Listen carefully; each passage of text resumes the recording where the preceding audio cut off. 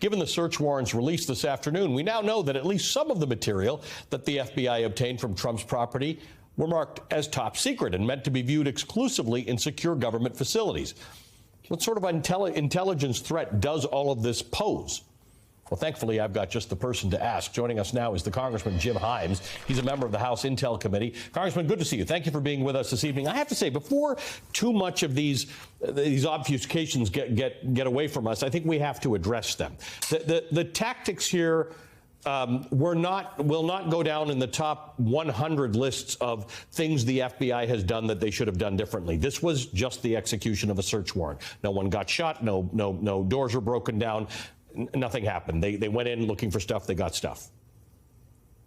Well, that's exactly right, Ali. And I mean, we should try to keep our eyes on the main thing here, which is that we're in a world of, the typical Trump defense, right? So my friend and colleague, Mike Turner there, is trying to draw very fine distinctions between, the nature of classified information and stuff. And of course, Donald Trump is tweeting out about how Barack Obama kept nuclear secrets too, which of course is a total lie, right? So we're all running around chasing this stuff. Let me tell you this, because I do it every single day as a member of the Intelligence Committee. Every single day, I go to a secure compartmented information facility in the Capitol, and I take all the electronic devices I have on my body, my watch, my iPhone, I put them in a locker. I go past an armed guard through an extraordinarily thick door, two sets of doors, actually. And if I'm going to look as a member of Congress at the most sensitive information that we have in this country, it's known as TSSCI, which we know that the FBI took out of Mar-a-Lago, of all places. I have to go through an awful lot of stuff. And by the way, if I take documents out of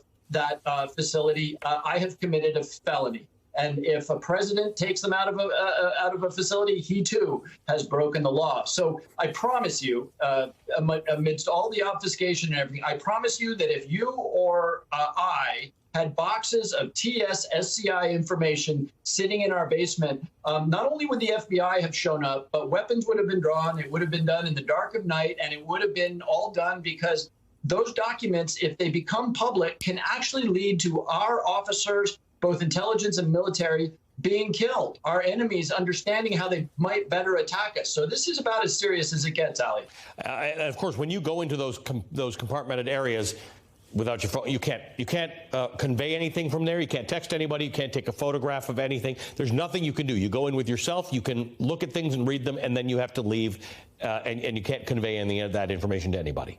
That's exactly right. And think back, Ali, to what happened to David Petraeus, an American patriot, a general director of the CIA, when it turned out that he had shared classified information with a relationship of his. He was guilty ultimately of a misdemeanor. He stepped down as director of the CIA. There have been any number of cases of very senior officials, including former directors of the CIA, I'm thinking of Director Deutsch, who got in a lot of trouble because even though they had these exalted positions, if you access these documents outside of these facilities, you have committed a crime.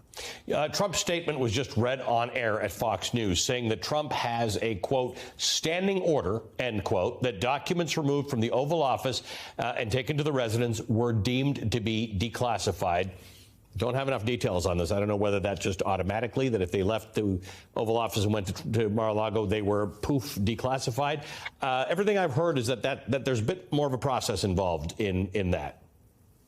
Well, that's exactly right. First of all, I don't believe for a second that that's true, because that would suggest a little bit more intentionality than we ever saw out of President Trump.